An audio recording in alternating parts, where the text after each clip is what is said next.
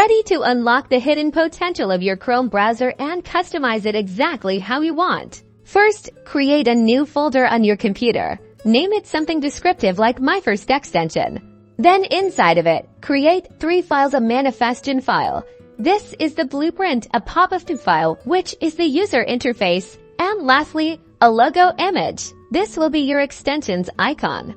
Open the Manifest.json file in a text editor. This file tells Chrome everything it needs to know about your extension at the metadata, including your extension's name, a version number, a short description, and the all-important manifest_version, setting it to 3.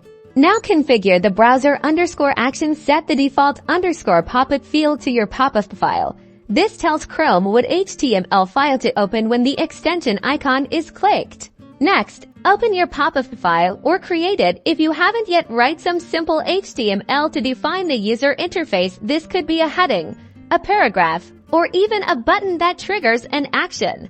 Time to load your extension into Chrome. Open the Extensions page by typing Chrome Extensions into the address bar. Enable developer mode in the top right corner. Then click Load Unpacked and select your extension folder.